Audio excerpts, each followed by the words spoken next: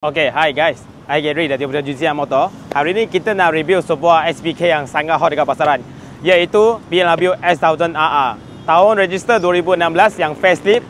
So harga jualan kita nak offer 73,800.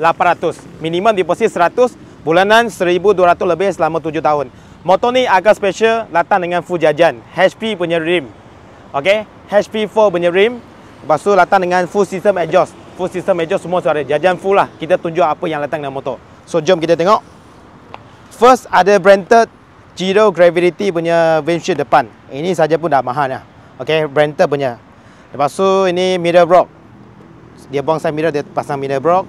Lepas tu yang facelift punya, dia punya lampu memang sebelah panjang, sebelah tu panjang sikit. Kalau model lama bulat, ini dia panjang sikit facelift. Alright, so Kawasaki full Kawasaki airbrush, Resign 93. Okay, memang lawa. Kemudian RCS 19 punya brake master pump atas, brake pump atas. Kemudian ada winglet depan. Kemudian fender depan carbon. Okay, carbon bukan stiker, ini carbon memang fiber Lepas tu floating disc. Okay, korang boleh tengok. Ini Alpha. Ini racing punya floating disc. Ini saja pun mahal Ini floating disc. Kemudian Evotech punya fork slider, Brembo punya caliper lah, Evo punya steer pedal horse. Kemudian rim pakai HP punya rim. Korang tengok batang ni, rim HP, bukan rim standard lah. Ini rim HP punya rim. Okay, rim depan belakang pun korang tahu lah harga dia, memang mahal. Okay, Honda dah upgrade. Kemudian size tayar depan 120/70 17 inci. Tayar depan dia bagi tayar Pirelli Super Corsa SC. Okay, tayar masih ada 80% lagi. Tayar memang tayar untuk sport. RNG punya radiator guard. RNG punya radiator guard, Brenta punya radiator guard. Lightech punya frame slider. Korang boleh nampak dalam. Kalau nampak lah. Dia full system exhaust Depan punya limpai pakai Akarlovic. Muffler pakai Aero. Original punya. Ini satu set saja pun dah belas ribu lah. Okay, full system. Kemudian ini kiri kanan frame cover pakai carbon. Ini pun mahal. Okay, carbon fiber punya. GB Racing punya engine guard. Evo Racing punya steer pedal horse belakang juga. Kemudian belakang punya arm slider pun Evotech, Brembo caliper. Belakang rim pun samalah, pakai rim HP.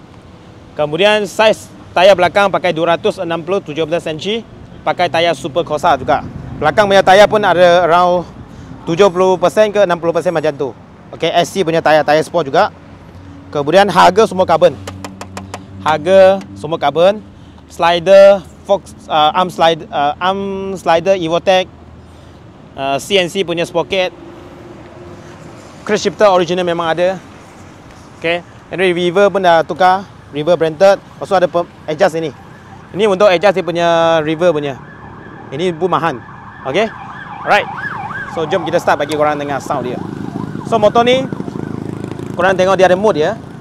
Ada mode sport, mode rent, sport, rest, slick, user. Alright, jom kita start bagi korang dengar.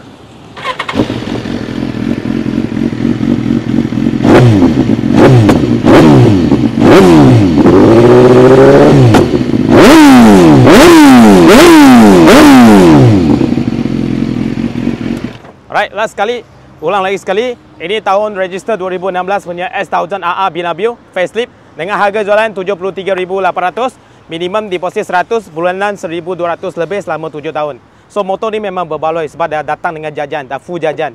Jajan saja dah hampir dekat 30k lah. So estimate. Alright, yang minat boleh PM kita secepatnya. Bye. See you, bye.